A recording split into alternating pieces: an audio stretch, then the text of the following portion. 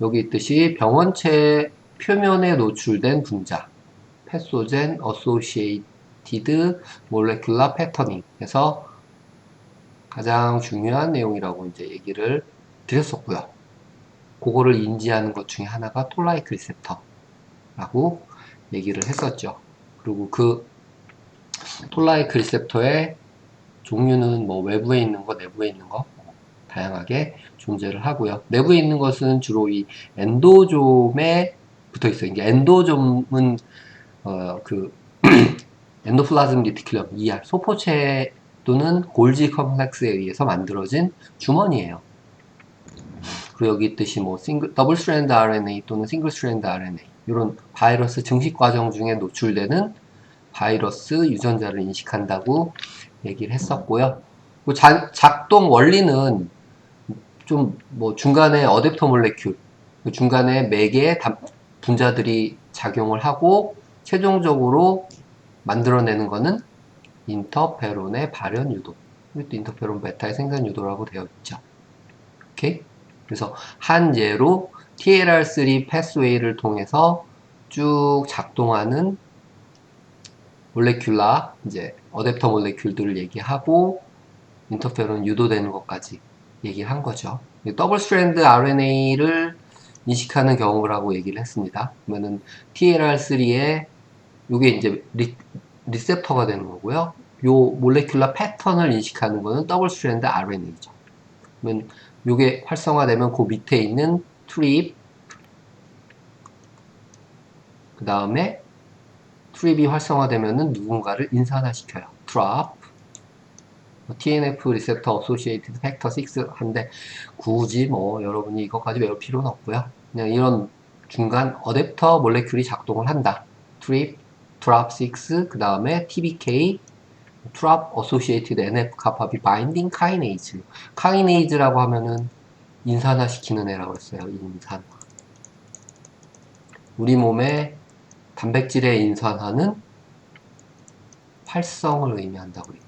세포 신호 활성.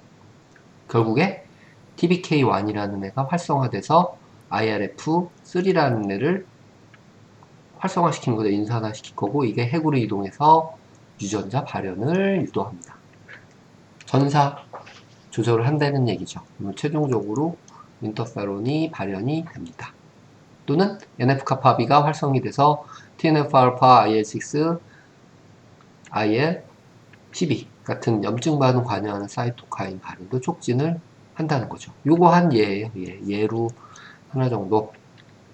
얘가 어디 있는지 알아야지 나중에 오픈북을 뭐 하든 찾을 수가 있겠죠. 오늘 할 얘기는 이제 리그 1, MD5 또 다른 형태의 Recognize Receptor입니다. 리그 1 또는 MDA5라고 있고요. 뭐 인지 분자는 여기 있듯이 RNA, 바이러스의 RNA를 인식하고 복제 중 중가산물로 생성되는 세포 내에 더블 스트랜드 RNA 인식한다고 되어 있죠. RNA 바이러스 감염에 대한 항바이러스 작용의 필수적이라고 되어 있습니다. 뭐 요즘 유행하고 있는 코비드19도 RNA 바이러스예요. 포지티브 싱글 스트랜드 RNA. 앞에서 분류하는 방식 말씀드렸습니다. 유전자, 그 7가지. 뭐 항바이러스 작용에 필수적이라고 그랬는데, 뭐, 여하튼, 요 리그I MD5가 얘네들 막는데 주요 작용을 한다는 거고요. RNA 바이러스 게놈의 특징적인 구조인 뭐 5pp RNA 구조를 인식한다. 뭐 떠나서라도 리그I MD5는 RNA, 더블 스트랜드 RNA를 인식한다. 세포질에서 작용하고 세포 내 수용체죠. 상피세포 등 대다수의 세포에서 작동을 하게 됩니다. 실질적으로 리그아이 MDA5 하면은 뭐 RNA 헬리케이즈나 아니면 2개의 카드 도메인, 캐스페이즈, 리크루먼트 도메인이에요. 근데 이 부분을 가지고 있어서 활성을 조절하게 되는 겁니다. 작용 기작은 더블 스트랜드 RNA가 결합을 하겠죠. 어디에? 카드 도메인 노출되면 활성화된다고 했어요. 얘가 리그아이의 또는 MDA5의 결합을 하게 되면은 인식이 되면은 이 카드 도메인이 바깥으로 노출이 돼요. 모양 변화를 일으켜서 그러면은 그때부터 활성을 시작하게 되는 거죠. 카드 도메인이 노출이 되면은 IPS, 뭐 인터페론 프로모터 스티뮬레이터라고 하는데 IPS가 이제 여기에 결합을 하게 되고요. 뭐 그림으로 이제 IPS하고 여기 있는 카드 도메인을 가지고 있는 단백질하고 결합을 하는 거예요. 활성을 띠게 되고 이게 아이카파비 혹은 TBK를 활성화시키면 이게 핵으로 들어가서 NF-카파비를 또는 RIF, RIF3를 IRF3를 활성화시키게 되는 거죠. 그러니까 요 TBK하고 IRF는 TLR에서도 나왔었어요. TBK1, IRF3. 이게 이제 활성시키면 얘가 핵으로 쏙 들어가서 전사를 활성시킨다고 했었죠. 전사 활성, 트랜스크립션 트랜슬레이션, RNA 단백질 통해서 인터페론을 생산하는 거죠. 이때 만들어지는 게 타입 1 인터페론입니다. 타입 1 인터페론은 인터페론 알파, 베타가 포함되는 아이. 여기 앞에서도 TLR 시스템에서 인터페론 베타 이제 발현시켰다고 그랬는데요. 동일한 개념입니다. 여튼 IPS 어댑터 프로테인을 통해서 카드부터 시작하죠. 카드 도메인이 노출되는 게 1번이고요. 다이머리제이션 활성화되면은 IPS 활성이 되고요. 이것에 의해서 I 카파 카파 B 혹은 TBK가 활성이 되고요. 이거에서 NF 카파 B 또는 IRF가 활성화됩니다. 요 NF 카파 B도 뉴클레어 팩터예요. 그러니까 실질적으로 핵 안으로 들어가서 전사 활성 인자라고 보시면 되고요. 우리가 매일 LPS나 이런 박테리아 독소를 가지고 활성을 시키면 TLR4라는 것이 작동을 하면은 똑같이 요 인터페론 NF-카파비가 활성이 되는 거를 통해서 인터페론이 만들어지게 됩니다. 그 인터페론의 활성을 위해서 NF-카파비나 I-카파비 요게 NF-카파비의 전구가 I-카파비라고 생각하시면 됩니다. 비슷한 형식을 통해서 활성을 띠게 되고 인터페론을 생산하게 됩니다. 그림으로 두 개를 설명한 거예요. 그래서 외부에서 이제 엔도점으로 들어왔을 때 바이러스의 이제 바이럴 뉴클레익 액시드죠. RNA가 될 수도 있고 더블 스트랜드 RNA 또는 DNA도 될 수도 있습니다. 그러면은 그 수용체 역할을 하는 게 이제 TLR 톨라이크 리셉터 척 리프가 활성이 되고요. 그러면은 트랍이 활성화돼서 얘가 TBK1, 뭐 아이카파비, 엡실론 똑같은 거예요. 그 다음에 IRF3 이게 핵으로 들어가서 이게 핵이죠. 전사를 활성화시키게 되는 거죠. 또는 이쪽은 미토콘드리아에 이제 MAVS, 메이브스라고 하는 단백질이 붙어 있는데요. 이게 이제 카드 도메인이 붙어 있어요. 그래서 리그1이 더블 스트랜드 RNA 또는 PPP, 포스페이트 싱글 스트랜드 RNA를 이제 인식을 하게 되면 바이러스 유전자의 5-에 존재하는 유전자 형태예요. 이거를 리그1이 인식을 하게 되면 이 카드 도메인을 통해서 미토콘드리아의 메이브스와 결합을 하게 됩니다. 활성을 띠게 되는 거죠. 앞에서는 IPS라고 얘기한 것과 같은 맥락이라고 보시면 됩니다. 카드 도메인과 결합을 해서 활성을 띠면은 트라프가 활성화되고 TBK, 아이카파비, IRF3, 그 다음에 전사 활성. 동일한 방식으로 거의 움직이고 있죠. 여기서는 톨라이크 리셉터에 RT, RIF, 트립이라는 애가 작동하는 거고, 여기서는 리그 1과 결합해주는 IPS 또는 메이브스라고 하는 존재에 의해서 활성이 되는 거죠. 중간에 뭐 TAK1이나 아이카파비 쪽으로 해서 P50, P65 똑같은 형태예요. NF-카파비가 활성되는 루트도 가지고 갑니다. 근데 요거는 여러분들 뭐 굳이 너무 애쓰지 마시고요. 그냥 트랍에서 아까 나왔던 아이카파비에 의해서 NF-카파비 활성된다 라고 기억을 하시면 됩니다. 이것도 I 카파 입실론, I 카파 입실론이니까요. 그 두 가지 TLR 수용치와 리그원 MD5 신호 전달입니다. 여기 전사됐어요. 뭐가? 인터페론, 알파, 베타. TLR 경로 비교한 건 앞에 그림 보시면은 뭐 아시겠지만 신호 전달 최종 결과는 동일해요. 최종 결과는 인터페론 하나로 모여지게 되고요. TLR은 주로 세포 밖의 분자, 그리고 리그와는 세포 내의 분자와 결합을 하게 됩니다. 상호 보완적인 역할을 수행한다고 그랬었죠. 중요한 거예요, 서로. 리그와는 미토콘드리아 외막에 위치한 RPS 분자가 어댑터 분자로 작용한다. 아까 메이브스라고 하는 아이의 카드 도메인 똑같아요. 카드 도메인끼리 결합을 하는 거니까요. 그래서 미토콘드리아에 있는 분자와 결합을 하기 때문에 그것을 통해서 최근에 알아낸 게 선천면역에는 미토콘드리아의 중요성이 처음으로 밝혀졌다라고 되어 있는데, 이 메이브스나 IPS 분자를 통해서 미토콘드리아가 세포 내 면역에 중요한 역할을 한다. 그것도 선천 면역에 중요한 역할을 한다라는 것을 인지하게 된 겁니다. 미토콘드리아의 기능에 따라서 선천 면역 작용도 상당히 영향을 받고 있다라는 얘기예요. 미토콘드리아 활성이 단순히 세포 활성 또는 에너지 생산, 대사에만 중요한 역할을 한 뿐만 아니라 우리가 모르는 면역, 기타 더 중요한 것들도 많은 작용을 하고 있다라는 얘기죠. 오케이? 그래서 여기서는 이 그림이 킵니다. 이거를 말로 쭉 풀어서 설명해서 TLR과 뭐예요? 리그1 신호에 의한 인터페론 생산을 풀어서 말씀할 수 있습니다.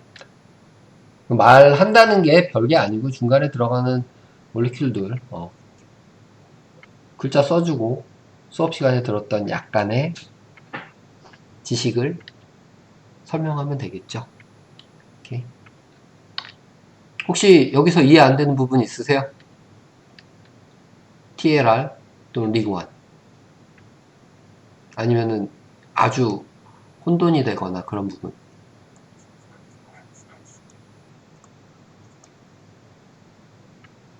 없으세요? 없으면 계속 진행합니다. 오케이? 미토콘드리아가 선천면역에 매우 중요한 역할을 하고 있다라는 것을 알게 해준 부분이 바로 이 IPS하고 요 메이브스입니다. 왜 얘네들을 이름을 다르게 부르냐고 하면요. 발견한 사람이 다른 거예요. 근데 실질적으로 이거와 이거는 동일한 단백질이에요. 근데 이렇게 이름을 붙인 사람이 있고 이렇게 이름을 붙인 사람이 있어서 이름이 달라진 것 뿐이에요. 똑같은 거라고 생각하셔도 전혀 지장은 없습니다. 학문적으로. 서로 새로운 단백질 찾으면 이름 붙이려고 애쓰기 때문에 인터페론의 작용이에요. 인터페론이 바이러스의 억제를 위한 면역 반응에서 가장 중요한 파이널 생산물이라고 얘기했고요. 발견한 건 1950년도 말 60년대 직전에 이제 인터페론이라는 거의 존재에 대해서 알게 됐고요. 아까 말씀드린 대로 타입 1과 타입 2로 나눠져 있습니다. 그래서 타입 1에 알파, 베타가 있고요. 구조는 상당히 유사한 형태고 대다수의 세포에서 생산을 합니다. 대다수. 감염된 세포가 선천 면역 작용에 의해 생산하는 거예요. 특히 누구를 타겟으로 했을 때? 누구? 바이러스. 인터페론 타입 2 인터페론은 인터페론 감마를 주로 지칭하게 되고요. 활성된 누가? T림프구. 이게 적응 면역이잖아요. 후천성. 그쵸? 얘네가 얘를 활성화시키는 거니까 T림프구가 주로 생산을 해주게 됩니다. 그래서 인터페론의 발현과 인터페론 작용이라고 하는 형태인데요. 처음에 바이러스가 아까 얘기한 톨라이크 리셉터 또는 리그아이 이걸 통해서 트립, IPS, 뭐, 라프, 트랍 6, 그 다음에 IRF, TBK, IRF, 그 다음에 인터페론 알파 베타. 뭐 반복이에요, 계속. 활성을 하게 되고요. 이 인터페론 알파 베타가 T셀 활성을 통해서 인터페론 감마를 만들거나 또는 여기 있듯이 인터페론이 요거는 인터페론 리셉터예요. 그러면은 뭐 잭스탯이라는 신호 물질을 활성화시키고 요 스탯이 여기 있는 프로테인 카이네이즈 R이나 25 OAS 또는 RNase L, 뭐 MX 이런 단백질들의 생산을 증가시키게 됩니다. 그러면 얘네들이 항바이러스 작용을 하게 되는 거예요. 결국에는 바이러스 감염에 대해서 직접적으로 대응할 수 있는 시스템을 말하는 겁니다. 오케이? 이 인터페론이 작용시키는 아이들이에요. 인터페론 작용 기작해서 생산 후 세포 밖으로 분비된 다음에 인접세포에 인터페론 수용체에 결합을 해서 잭스탯이라고 아까 얘기한 신호 전달 분자예요. 신호 전달 물질 또는 분자, 단백질이에요. 얘네가 인산화를 되는 거죠. 인터페론이 수용체에 결합하면 잭이 이제 포스페이트 붙어서 인산화되고요. 인산화된 잭이 스탯을 인산화시키고 활성되는 거예요. 스탯3가 뭐 스탯이 얘도 이렇게 두 개가 결합을 하게 되면은 다이머리제이션이라고 표현하는데 다이머를 만들어서 핵으로 들어가요. 전사인자가 되는 거죠. 그래서 다수의 유전자 발현을 유도하게 됩니다. 그래서 이러한 유전자들을 인터페론 촉진 유전자라고 얘기를 하게 되는 거죠. 오케이? 인터페론 스티뮬레이팅 진에서 표현하고요. 바이러스 증식을 직접적으로 억제하는 아이들입니다. 프로테인 카이네이즈 R, PKR, 25OAS, RNase L, MX라서 믹소바이러스 레지스턴스 G라는 MX라고 그냥 기억하시면 되고요. 이런 아이들이 다 바이러스 증식을 억제합니다. 인터페론이 프로테인 카이네이즈 R을 억제시키죠. 그리고 25 올리고 아데닐레이트 신세이즈가 OAS예요. 올리고 아데닐레이트 신세이즈 OAS 인액티베이션. 원래는 이 더블 스트랜드 RNA나 싱글 스트랜드 RNA 바이러스의 지놈이죠. 이런 아이들이 이 시스템을 활성화시켜 갖고 여기 있듯이 뭐 요거는 인터페론이 얘네들을 이제 작동시키는 원리를 말하는 거예요. 바이러스 자체만 있다고 하면은 원래대로 바이러스 자체가 있다고 하면은 이런 아이들의 활성이 유도가 되는데요. 인터페론이 이거를 억제를 하게 되면은 원래의 작용을 못하게 하는 거죠.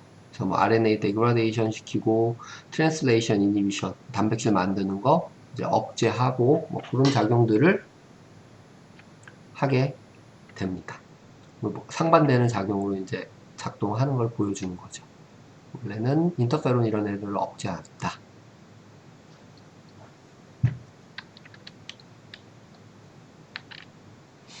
뭐 하나씩 뭐 간단하게 얘기합니다. 뭐 프로테인 카이네이즈 R 같은 경우는 더블 스트랜드 RNA에서 활성화되는 세린 스레오닌 카이네이즈라고 되어 있죠. 포스 인산화 시켜주는 거예요. 세린과 스레온이라는 아미노에시드에 인산화를 시켜주는 카이네이즈예요. 카이네이즈. 얘가 활성화되면은 EIF2A 뭐 인산화 시켜서 단백질 번역 개시를 억제하는 그런 쪽으로 만들어가고 단백질 못 만들게 하는 거. 오케이? 그리고 25 올리브 아데닐레이 신세이즈 같은 경우도 더블 스트랜드 RNA에서 활성화 되었을 때 얘가 활성화되면은 RNase L을 활성화시키고 이 RNase예요. RNA 분해하는 효소예요. 바이러스 RNA를 분해해서 번역을 막게 됩니다.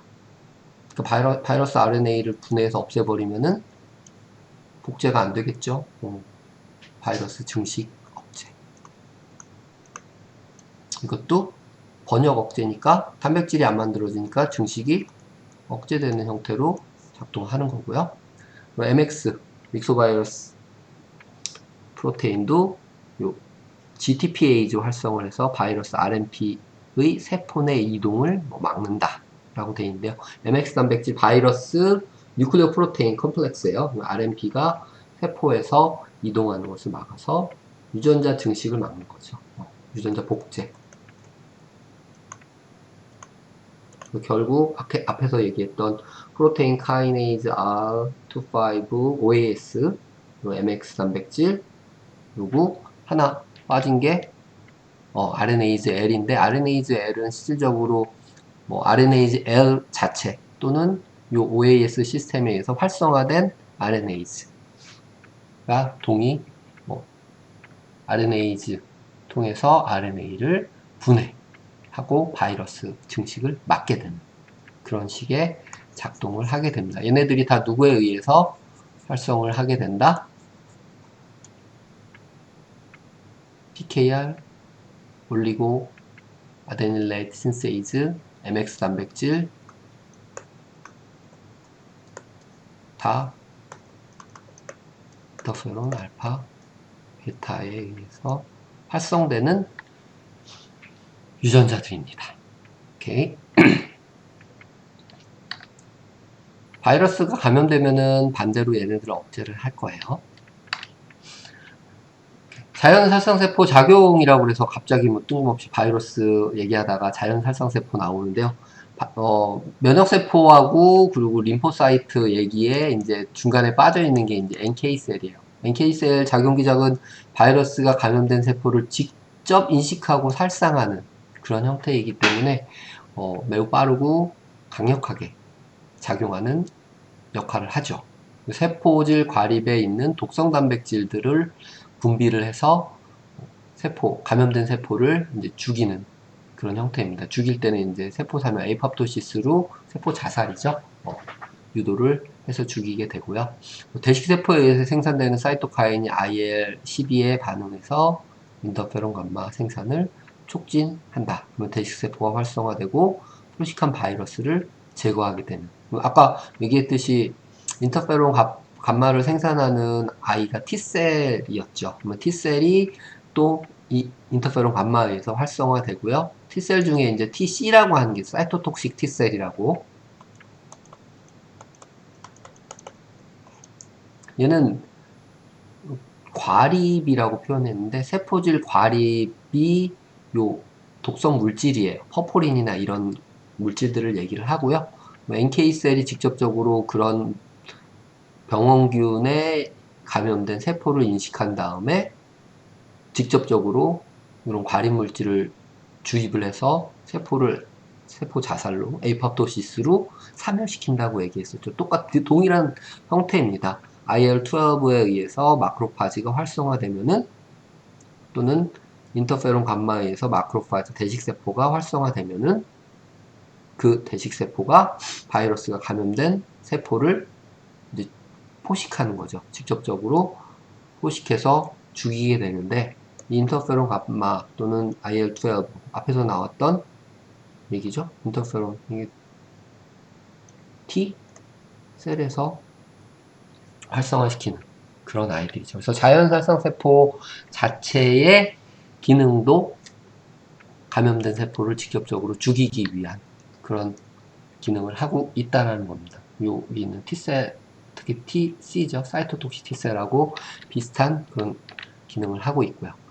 감염된 세포의 인식이라고 했는데요. 자연살상세포 표면에 항원이죠. 항원을 표지해서 활성화된 수용체와 억제 수용체 발현 둘 다 하게 되는데 두 수용체 간의 균형에 의해서 활성이 결정된다. 우리가 중요하게 생각하는 활성 수용체죠. 인식해서 작동을 하게 되고요. 정상세포 두 수용체에 대한 리간드 발현하는 정상세포는 활성 억제를 둘 다 작용을 해요. 그렇기 때문에 살아남죠. 근데 바이러스를 포함한 병원체 감염세포는 활성과 관련된 것만 발현을 합니다. 그거를 이제 우리가 메이저 히스토 컴패티빌리티에서 MHC 클래스 1 또는 클래스 2라는 형태로 요 바이러스의 항원을 표지해 주게 되는 그런 형태를 띠게 될 거고요. 이게 자연살상 세포를 활성화시켜서 바이러스 감염세포를 죽이는 거죠. 그쵸? 이니비톨이라고 돼 있는데 요거는 이제 액티베이팅과 이니비톨, 활성과 억제 수용체를 둘 다 갖고 있는 아이예요. 정상적인 세포에 대해서 둘 다 결합이 되기 때문에 밸런스 유지가 되는 거죠. 그래서 죽이지 않아요. 그러나 바이러스가 감염된 패소젠 이니빗 MHC 익스프레션이에요. 그러면 바이러스가 감염된 이런 세포들 같은 경우는 요 MHC 요건 클래스 1일 거예요 아마 짝대기 하나니까. MHC가 뭔가를 표시하는 거 평소에는 다 표시가 돼 있어요. 그게 우리가 면역 적합성이라는 거를 얘기할 때 그게 이제 메이저 히스토 컴패티빌리티를 통해서 면역 적합성, 면역 반응에 대한 유사성이 있는가 다른가를 가지고 장기 이식이나 이런 거 하게 되죠. 가족관계는 유사성을 가지고 있죠. 그래서 셀프, 내 거와 넌셀프, 남의 거를 인식하는 수단이 됩니다. 그래서 내 거를 인식하면은 죽이지 않는 거고요. 내 게 아니다, 타인 거다. 그러면 바이러스에 감염되거나 병원균에 감염된 세포는 바로 죽이게 되는 그런 형태의 반응을 하게 됩니다. 우리 면역 반응이요. 셀프, 넌셀프를 인식하게 된다. 뭘 통해서? MHC가 그런 역할을 해주게 됩니다. 또는 뭐 뒤에 나오겠지만 MHC가 내 거를 인식시켜주기도 하고 타 거를 인식시켜주기도 해요. 그게 덴드라이트 셀들이 항원 표지를 하게 되죠. 이제 APC, 안티젠 프리젠팅 셀로 변화가 되는데 그 과정하고 유사한 형태라고 보시면 됩니다. 내 거를 인식시키면은 서바이벌, 남의 거를 인식시키면은 죽이는 거죠. 오케이. 그러면 선천 면역은 어느 정도 설명을 마무리를 했고요. 다음 이제 본격적으로 할 얘기는 후천 면역입니다. 선천 면역이 근데 선이라고 했어요. 먼저 작동하고 더 중요하다. 그 후천 면역은 부수적인 거예요. 더 중요한 후천 면역의 기능은 면역 중에서 우리가 흔히 얘기하는 백신. 한 번 걸렸던 거에 다시 걸리지 않게 해주는 기능이 바로 이 후천 면역에 해당한다고 보시면 됩니다. 바이러스 측면에서는. 그래서 바이러스 감염 후 선천 면역과 후천 면역 반응 앞에서도 한번 보여드렸는데요. 이네이트 이뮤니티에서 바이러스 감염과 함께 인터페론 알파 베타 그리고 NK셀 활성화돼서 선천 면역 반응에 의해서 바이러스에 감염된 세포를 직접 죽인다고 얘기를 했었죠. 그리고 일부가 T셀, T림포사이트를 활성화시키기 시작하고 이 T셀에 의해서 B셀, T림포사이트, B림포사이트 활성화되면서 얘가 안티바디죠. 항체를 형성해서 유지를 하게 됩니다. 이 항체가 뭐에 대한 항체? 병원체에 대한 항체잖아요. 그쵸? 항원, 항체 반응에 의해서 병원체를 제거하게 되는 거죠. 중화를 시킬 수도 있고요. 항체로 인식해서 TC, 사이토톡식 셀을 직접 킬 할 수도 있는 거고. 오케이.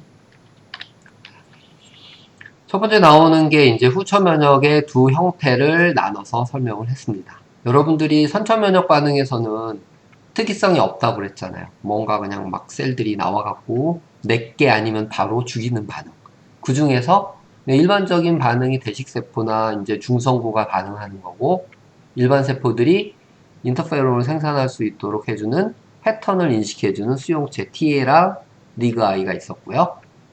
그리고 이제 뭐 항체를 인식하기는 특이적이지 않지만 뭔가 외부에서 들어온 항체를 인식해서 작동하는 보체 시스템, 컴플리먼터리 시스템이 있었습니다. 그러면 후천 면역에는 두 가지밖에 없어요. 안티젠, 이제 뭐 병원체가 되겠죠. 프로테인, 외부 프로테인이나 바이러스나 박테리아나 아니면은 뭐 파라사이트, 기생충, 그리고 펀자이, 곰팡이 같은 것들이 감염이 일어나게 되면 휴모럴 리스폰스 또는 셀룰라이 리스폰스 두 가지 형태로 작동하는 게 후천 면역입니다. 휴모럴은 혈액과 관련 있던 혈액성 면역, 셀 메디에이티드 세포성 면역 두 가지 형태로 후천 면역이 작동하게 되고요. 세포성 면역에 관여하는 게 뭐 T림포사이트, 티슈 혈액성 면역에 관여하는 게 B셀. 이거 블러드. 혈액성 면역. 결국에 세포성 면역은 세포를 직접 죽이는 거예요. 활성시키거나. 그게 이제 본메로에서 만들어지거나, 이게 사이머스에 가서 뭐 한다고 그랬어요? 성숙화된다고 그랬었죠? 사이머스. 흉선. 이게 이제 T 헬퍼, CD4 T셀이 활성화되게 되고요. 이게 림프노드에 가서 T 헬퍼 셀들이 사이토카인들을 많이 분비하게 하고 다른 T셀들의 활성을 도와주게 됩니다. 또 이 T 헬퍼는 누구를? B셀을 활성시켜주는 역할도 같이 해요. 그러면 B셀이 활성화돼서 프리B셀이 플라즈마 셀로, 그리고 플라즈마 셀이 뭐 하는 셀이냐? 항체를 만들어내는 셀이에요. B셀이 활성화돼서 플라즈마 셀이 활성화시키고 플라즈마 셀이 항체를 만들어서 이 바이러스들을 억제를 하게 하는 거죠. 오케이? 근데 여기서 봐야 될 게, 요 다리 하나짜리가 클래스 1이라고 그랬고, 다리 2개짜리가 클래스 2라고 그랬어요. 그래서 우리가 흔히 MHC 클래스 2, MHC 클래스 1 이렇게 나눠서 얘기하는데요. 이게 바로 어떠한 T셀을 활성화시켜 주느냐에 따라서 달라지는 거죠. 그래서 여기 4는 그리고 MHC 클래스 1은 CD, A이에요. 결국에는 8이에요. 그래서 기억하실 때 이렇게 기억하시면 돼요. 2, 4, 8, 1, 8, 8. 클래스 2는 CD4. 클래스 1은 CD, A. 그러면 낮은 숫자부터 먼저 작동한다고 생각하시면 됩니다. 왜? 4가 T 헬퍼. 활성이 먼저 돼야 사이토톡시티 셀을 도와줘서 또는 B셀을 도와줘서 이렇게 되는 거예요. CD4 얘가 MHC 클래스 248이랬잖아요. 2 그러면은 이 아이가 CD, A, T, C 얘는 T 헬퍼 활성화시키게 되고 T 헬퍼가 B셀을 성숙하게 되면은 B셀 플라즈마 셀이 돼서 항체를 만들게 되는 거죠. 항체는 어디에 떠다녀요? 항체는 혈액에 떠다니겠죠. 그래서 혈액의 면역을 만들어낸다. 그래서 혈액성 면역이고요. 얘는 T셀, CD4 T셀, CD8 T셀. 결국에 세포예요, 세포. 요 T셀 자체가 작동하는 거죠. 헬퍼셀로 또는 킬링셀로. TC예요. 그래서 세포성 면역이라고 얘기합니다. 직접 죽인다. 직접 작용. 근데 아무나 죽이는 게 아니고 요 항원을 인식해서 항체가 반응했을 때 스페시픽하게 죽이는 거예요. 그래서 한번 기억했던 애만 작용을 하게 하는 거죠. 그게 바로 적응 면역 또는 후천 면역.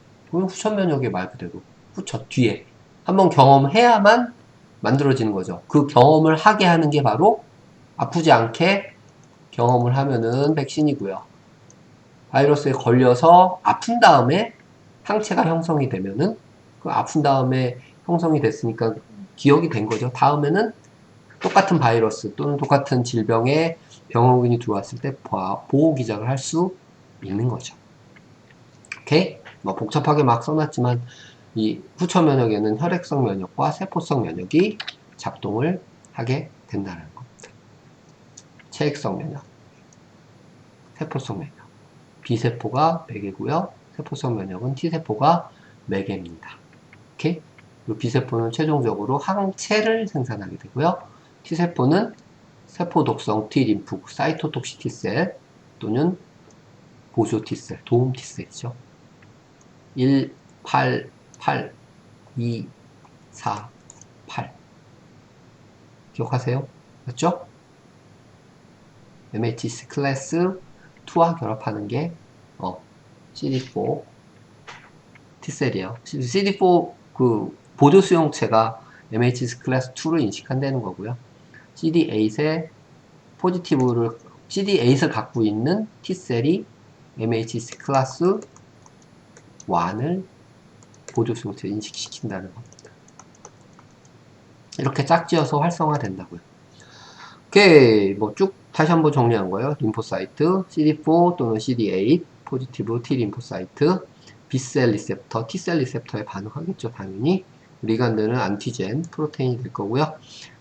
CD4는 2, CD8은 1이에요. 어떻게 외우라고 그랬어요? 2, 4, 8, 1, 8, 8. 죽을 때까지 아진서 먹을 수 있어요. 오케이? 먼저 작동하는 게 헬퍼, 보조를 활성화시키고 뒤에 작동하는 게 8, 숫자가 크니까 직접 죽인다. CT에 사이토톡식 T셀. 오케이. 작동하는 원리는 항체니까 면역 반응을 일으킬 거고요.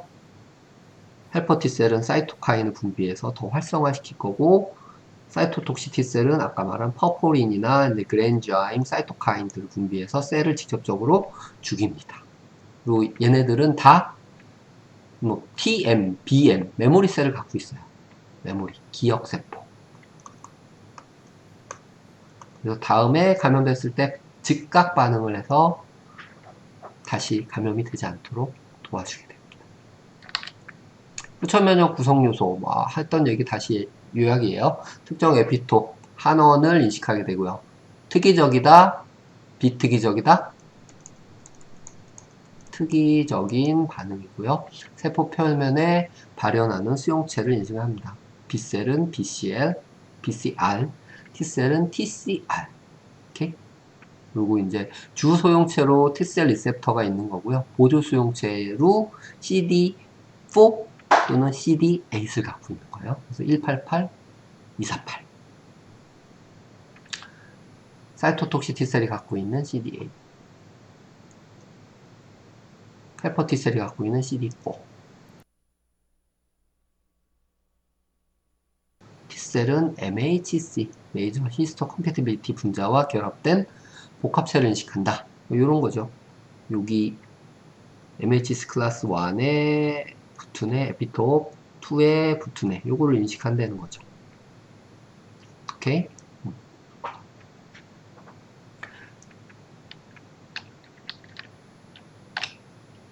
그 림프구 분화 과정이라고 해서 림프구가 어떻게 분화하는지 뭐 쭉 나열을 한 건데요. 처음에 시작했을 때는 네이처예요. 완전히 천여 상태. 아무것도 인식을 안 한 깨끗한 상태가 되겠죠. 분화 발생하기 전에. 근데 그게 이제 그 상태에서는 골수의 존재를 하게 되고요. 그게 앞에서도 얘기했지만 조혈 모세포라고 하는 형태로 존재를 할 겁니다. 그게 이제 성숙화, 어디론가 자극을 받으면, 자극이라 함은 병원체의 감염이겠죠. 바이러스 또는 뭐 외부의 그런 성숙화, 머추레이션을 하게 되는데요. B셀은 골수에서 성숙하게 되고 T셀은 흉석, 사이머스에서 성숙을 해서 발생을 하게 되는 겁니다. 그래서 본메로에서 스템셀, 혈액 스템셀이라고 조혈 모세포라고 얘기를 하죠. 얘네들이 이제 뭐 특정한 진 리어레인지먼트, 이 상태까지는 다양성을 가지고 있는 그런 형태예요. 굉장히 다양한 항원을 인식할 수 있는 그런 형태들이 각 존재를 하게 되고요. 특정 안티젠에 대해서 안티젠이 들어왔을 때 외부에 보이지 않는 우리가 인식하지 못했던 새로운 뉴 안티젠이 도입을 하게 되면 걔를 인식하는 셀이 활성을 하게 되죠. 그러면 얘의 복제 셀들을 만들어내게 되는 겁니다. 그게 이제 클로널 익스펜션이라고 얘기를 하고요. 처음부터 이 종류 저 종류의 모든 항체를 만들어내는 셀이 활성화되는 게 아니고 처음에는 몇 개, 한두 개 카피만 다양성을 가지고 존재를 하게 돼요. 그때 요 항원을 인식하는 항체를 가지고 있는 세포가 이제 머추어 B셀이죠. 성숙하게 되면서 요 아이를 복제를 해서 앰플리파이, 증식을 시키는 거죠. 그 중에서 메모리 하는 애를 남겨놓게 되고, 플라즈마 셀이에요. 직접적으로 플라즈마 셀을 만들어서 항체를 생산하게 되는 거죠. 오케이? 항체 생산하는 세포가 대부분이고요. 일부는 메모리 셀로 남아있게 됩니다. 그럼 다음에 여기 기다리고 있다가 요 안티젠을 인식하게 되면은 또 동일한 클로널 익스펜션으로 갑작스럽게 항체를 생산하게 되겠죠. 짧은 시간에. 항원과 접촉 후 클론 선택, 뭐 클로널 셀렉션이라고 얘기하고요. 클론 선택한 다음에 뭐 1차 반응, 2차 반응을 통해서 항체를 대량으로 생산하는 반응을 하게 됩니다. 여기서 비림프구를 대부분 얘기를 할 거예요. 지나가서. T 림프구 같은 경우는 이렇게 항체를 만드는 게 아니고 T 헬퍼 셀을 만들어내게 될 겁니다. 처음에 클로널 익스펜션을 통해서 네이티브 T셀이에요. 한 번도 경험하지 않은 애는 떠듬 천천히 이제 한 놈이 선택이 되겠죠. 클로널 셀렉션. 그러면 걔를 급작스럽게 쭉 증폭을 하면서 이펙터 T셀을 만들어내게 되고요. 작동을 시키고 뭐 반응을 한 뒤에는 다 이제 제거를 하죠. 그리고 일부 메모리하는 T셀만 만들어내게 됩니다. 그래서 처음 접촉하는 후에 면역 반응이 활성화되는 데는 10일 정도가 걸리는 거예요. 선천 면역은 여기서 작동을 하게 되죠. 후천 면역을 처음 인식해서 작동시킬 때는 일주일 이후에 나타난다고 했었죠. 근데 메모리가 된 후에는 보통 하루면 돼요. 1일이면 바로 상승돼서 반응을 하니까 한번 감염됐던 바이러스에 대해서는 빨리 반응을 할 수 있죠. 여기서 나오는 B 또는 T 리프구의 분화 과정은 최초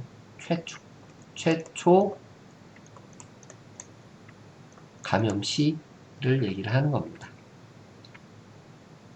매번 반복이 된다는 얘기예요. 새롭게 들어오는 진입되는 바이러스 또는 병원체에 대해서 이런 다양한 유전 형태를 가지고 있는 아이들이 하나가 선택이 되고 클로널 셀렉션 그 다음에 성숙화돼서 대량으로 복제가 되는 형태로 분할을 하게 됩니다.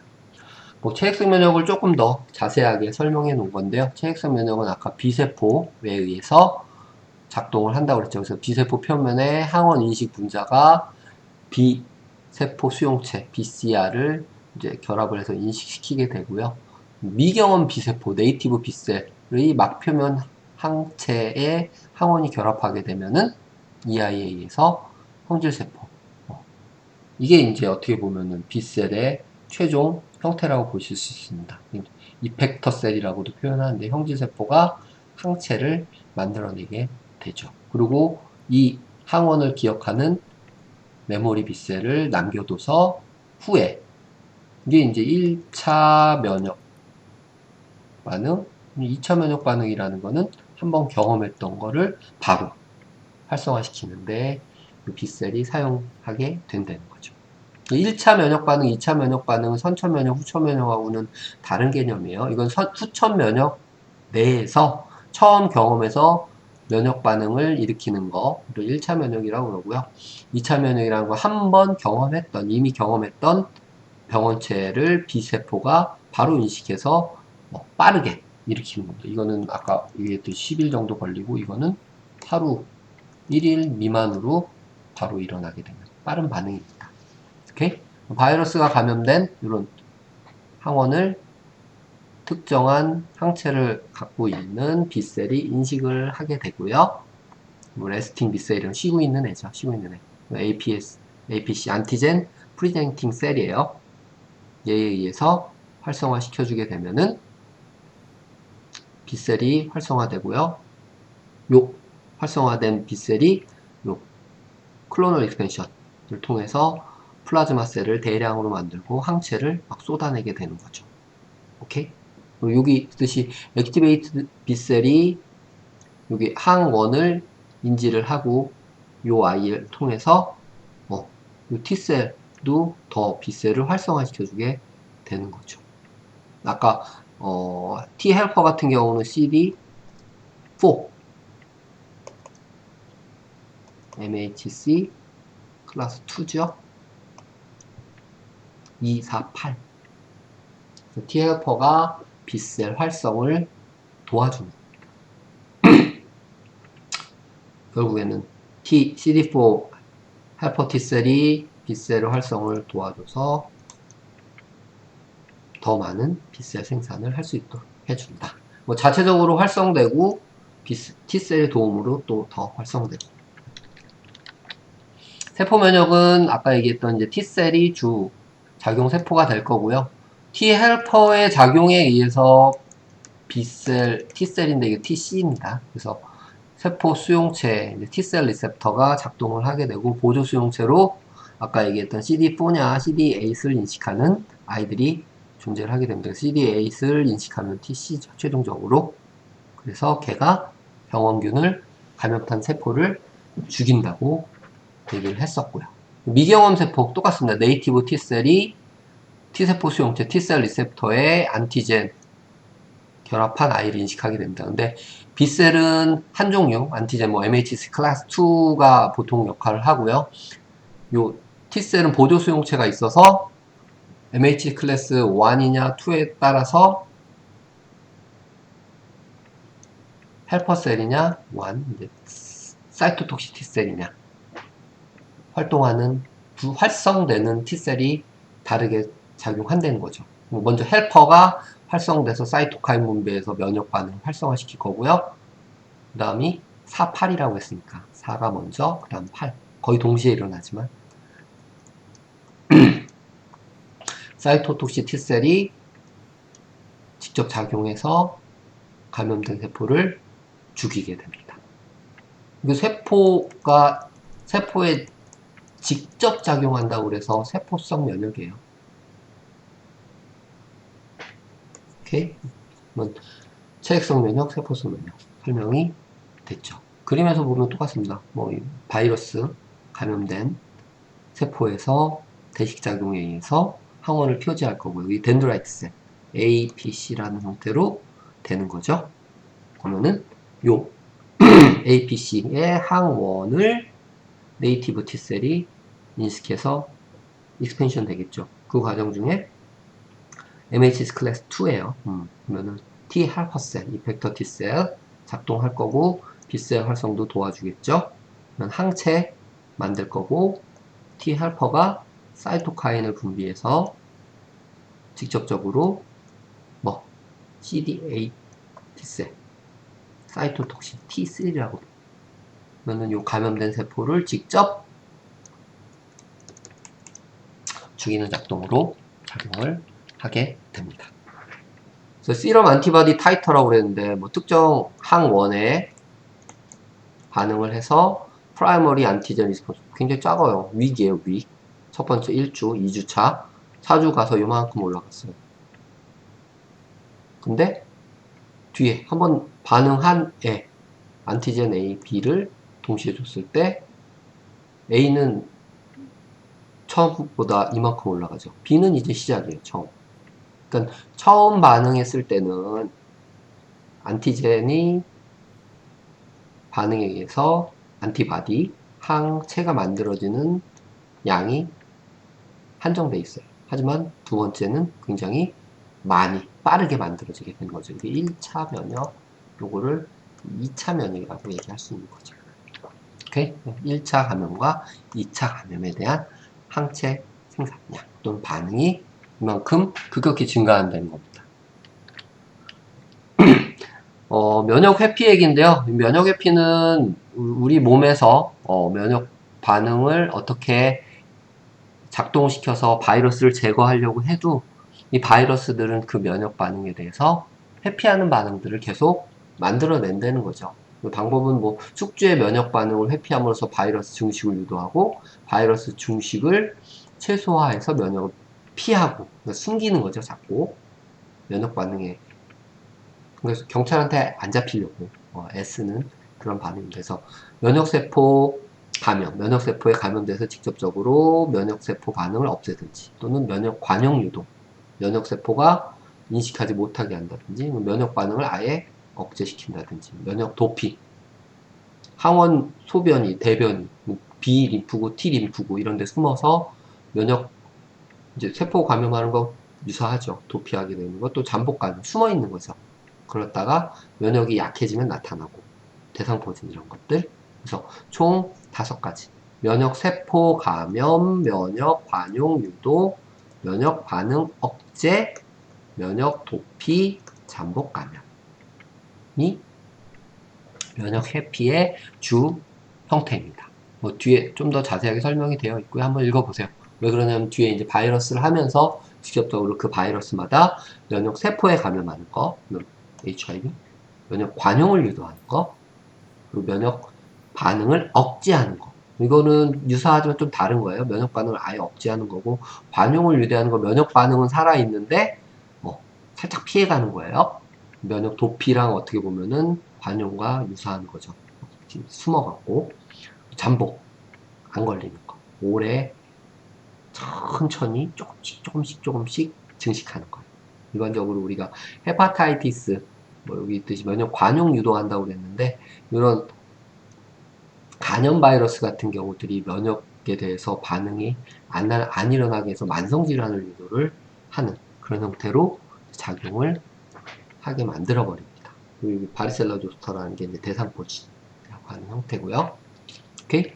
꼭 한번 그 뒤에 따로따로 하나씩 해놓은 거를 읽어보시기 바랍니다. 그래서 오늘은 바이러스